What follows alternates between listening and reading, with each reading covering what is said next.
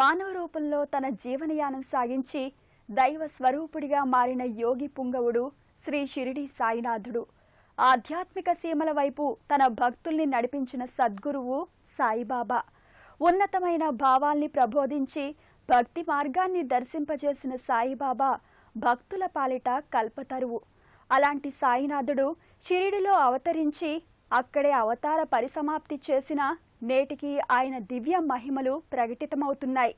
ఈ నేపథ్యంలో ఆవిష్కారమైన సాయి సన్నిధానం బుద్ధానగర్ కాలనీలో వెలిసిన దివ్యధామం ఈ షిరిడి సాయి మందిరం.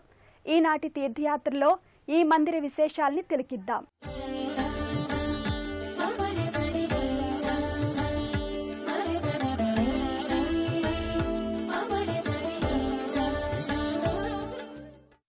భారతదేశం వేదభూమి, కర్మభూమి.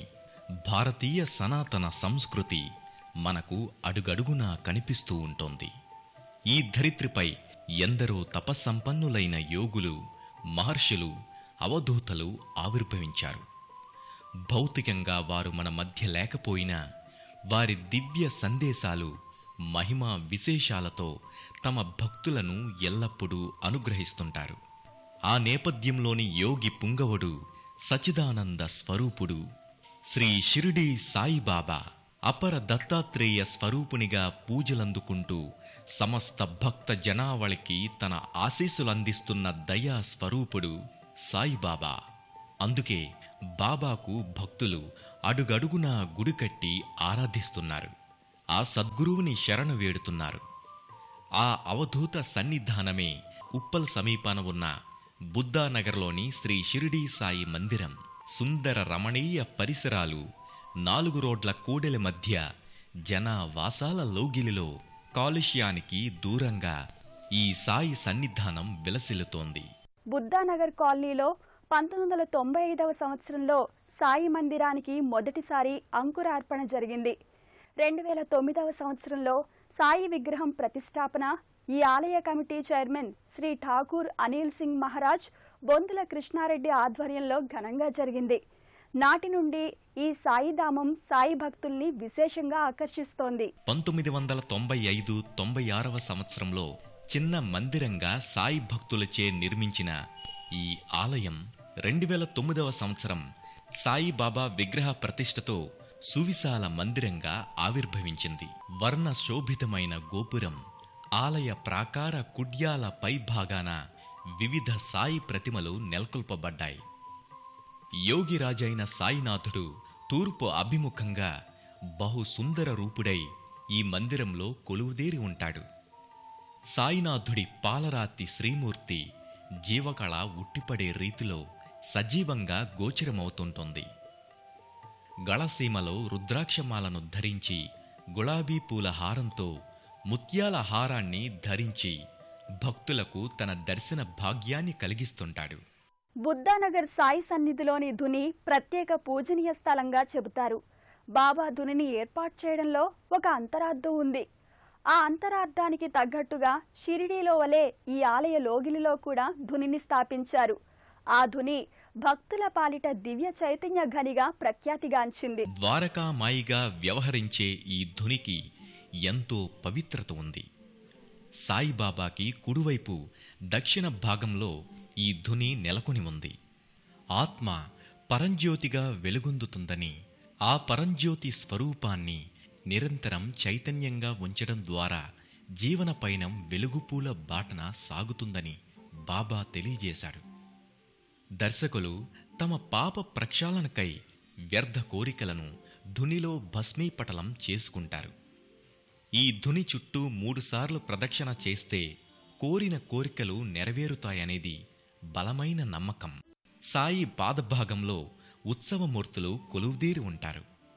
సాయికి కుడి ఎడమల వైపున శ్రీ దత్తాత్రేయ స్వామి, గణపతి మూర్తులు కొలువుదీరి ఉంటాయి. ధవళ కాంతుల్ని విరజిమ్మే దత్తాత్రేయ స్వామి భక్తుల్ని విశేషంగా ఆకట్టుకుంటారు. త్రిమూర్త్యాత్మకమైన ఆ స్వామి విష్ణువు అంశతో మార్గశిర పౌర్ణమి, మృగశిర నక్షత్రంలో స్వామి అవతరించారు. స్త్రీ పురుష భక్తులు వేరువేరుగా వరుస క్రమంలో బాబాను దర్శించుకొని పాదస్పర్శనం చేస్తారు. సాయి మూలస్వరూపం ముంగిటి ఉన్న పాదుకులపై పడి వేడుకుంటారు. బాబా షిరిడీలో ఆధ్యాత్మిక జీవనం ప్రారంభించిన రోజులలో ఆయన దినచర్య ఎవరికీ అంతుపట్టని రీతిలో సాగేది. ఎప్పుడూ ద్వారకామాయి దగ్గరే ఓ బండరాతిపై కూర్చొని బ్రహ్మనిష్టలో మునిగిపోయేవాడు. అక్కడే తన యోగశక్తిచే ఓ అగ్నిగుండాన్ని వెలిగించాడని షిరిడీ క్షేత్ర మహాత్మ్యం ద్వారా మనకు తెలుస్తోంది. సాయి ప్రధానాలయ ప్రాంగణ ప్రాకార కుడ్యాలపై సాయి జీవిత విశేషాలకు సంబంధించిన పలు చిత్రరువులు కనిపిస్తుంటాయి. రంగురంగుల చిత్రపటాలతో భక్తుల హృదయాలను ఇట్టే కట్టిపడేస్తాయి. సాయి మందిరం నలువైపులా సాయి దివ్య చరిత్రలోని ముఖ్యమైన ఘట్టాలను పొందుపరిచారు.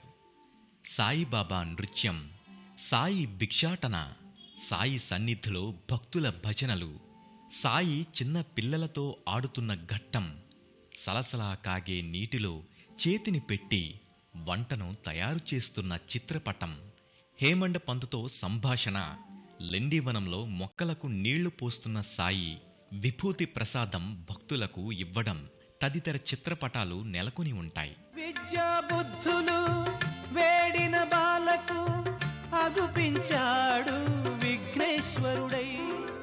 బుద్ధానగర్ సాయి సన్నిధి భక్తుల పాలిట ఆధ్యాత్మిక పెన్నిధి.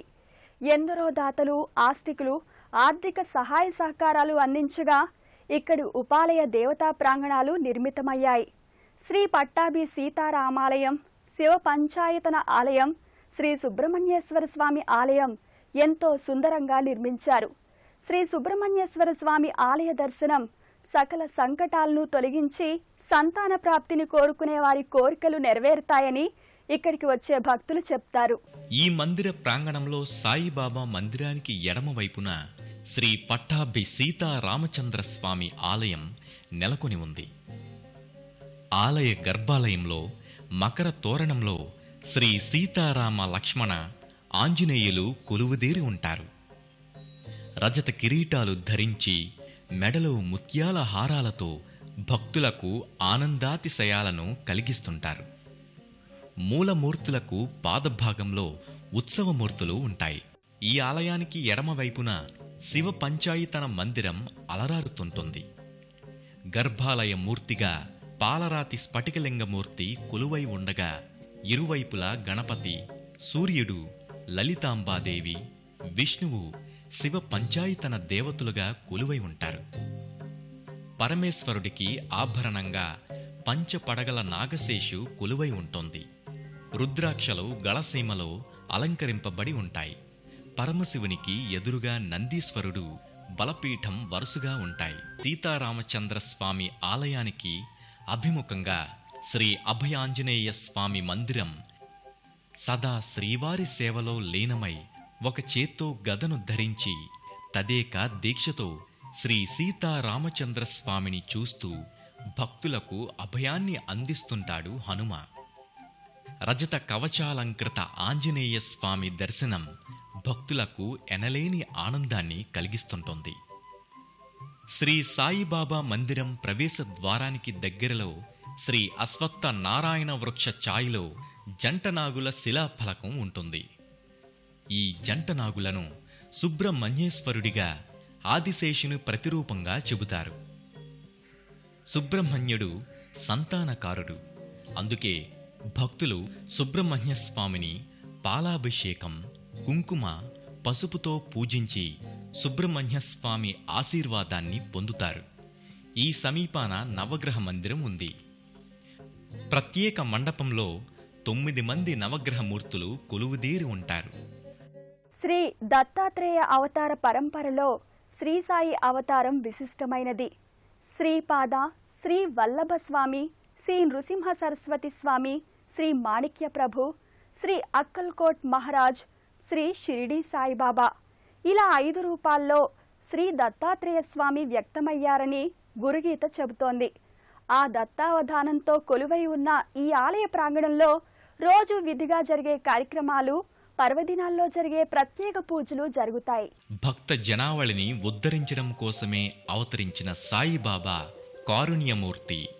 అంతటి మహనీయుడైన బాబాకు బుద్ధానగర్ సాయి మందిరంలో ప్రతి గురువారం ప్రత్యేక పూజల్ని, వేడుకల్ని కన్నుల పండుగగా నిర్వహిస్తారు.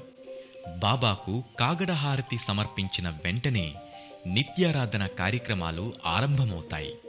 ప్రతిరోజు ఉదయం 6 గంటల నుండి అభిషేక పరంపర కొనసాగుతోంది.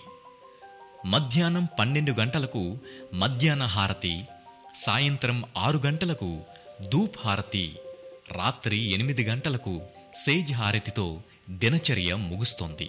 ప్రతి గురువారం బాబా సన్నిధిలో అన్నదాన కార్యక్రమం నిర్వహిస్తారు. గురు పౌర్ణమికి విశేషమైన పూజలు ఘనంగా జరుగుతాయి. త్రికరణ శుద్ధిగా స్వామివారిని నమ్మిన భక్తులకు ఎటువంటి కోరికలైనా నెరవేరుతాయి. భజనలు, కీర్తనలు, ప్రవచనాలు, మంగళ వాయిద్యాలతో బాబా సన్నిధి నిత్యం కోలాహలంగా విరాజిల్లుతుంది. రాత్రి సేజ్ హారతి సమర్పించే వరకు భక్తుల సంరంభం కొనసాగుతూనే ఉంటుంది. సాయిబాబాకి ఎంతో ఇష్టమైన గురువారం రోజున విశేష పూజల్ని నిర్వహిస్తారు. గురు పౌర్ణమి, దత్త జయంతి, శ్రీరామనవమి, హనుమాన్ జయంతి లాంటి ముఖ్యమైన పర్వదినాలలో విశేష వేడుకల్ని ఆలయ కమిటీ ఘనంగా నిర్వహిస్తుంది. ఉచిత వైద్య సేవా కార్యక్రమాలు కూడా అమలవుతున్నాయి. త్వమేవ మాతా చ పితా త్వమేవ, తల్లి, తండ్రి, గురువు, దైవం అన్నీ నీవే స్వామి అంటూ బాబాకు భక్తులు శరణాగతి అవుతుంటారు.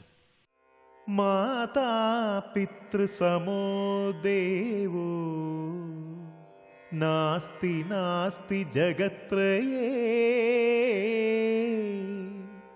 తయోః సేవాదధిక పుణ్యవ్రతం నాస్తి శృణు ప్రియే.